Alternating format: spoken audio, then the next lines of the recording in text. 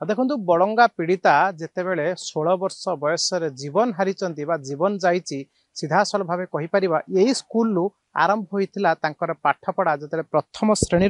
अष्टम श्रेणी पर्यंत बड़ंगा पीड़िता ये पाठ पढ़ी ये खेलकूद मशगुल होते सांग साथी महल यू आरंभ होता प्रथम पाठपढ़ा प्रथम आरंभ करते ये जो सामना पड़िया रही ये खेलुले पिला सहित सांग साथी सहित जो साथी जो मैंने रही क्लासमेट जो मैंने रही सहित ये खेलकूद करुले जिते स्कूल सम्मुख में खेलकूद करते समस्त मन में आशा भरोसा थिला बड़ंगा पीड़िता दिने जड़े भल छात्री थिले जेहेतु आलोचना होता कि लोकों प्रतिक्रिया मिलूला तेणु भविष्य में भल गाँ सुनाम आणवे ये आलोचना होता यू आरंभ होता प्रथम खड़ी छुआ कथा कहवा कारण यू खड़ी छुआ आरंभ करते अष्टम श्रेणी पर्यंत ये स्कूल में पाठ पढ़ते सीधासल भाव कहीपर सरकारी उच्च प्राथमिक विद्यालय बायावर श्रेणी प्रथम रु अष्टम जितेबले अष्टम श्रेणी पर्यंत यू आरंभ करते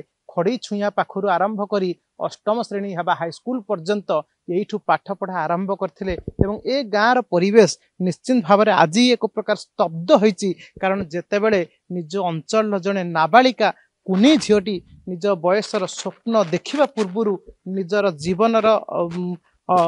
जौवन बा निज जीवन खुशी देखा पूर्व आज हारी जाइछन्ति जीवन युद्ध जिते जीवन युद्ध निजको समर्पित होती कारण जितेबले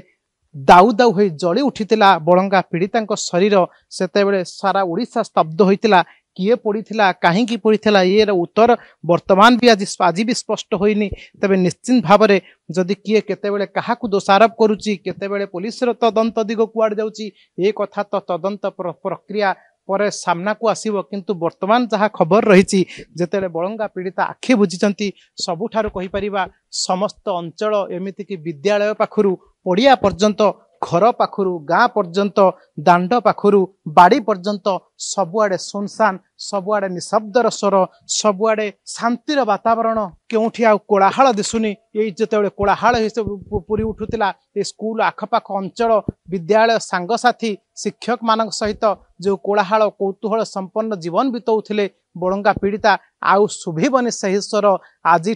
लिभिगला बा गत काली ठारू लिभि जाइछि सही बड़ंगा पीड़िता स्वर ये हूँ से बड़ंगा पीड़िता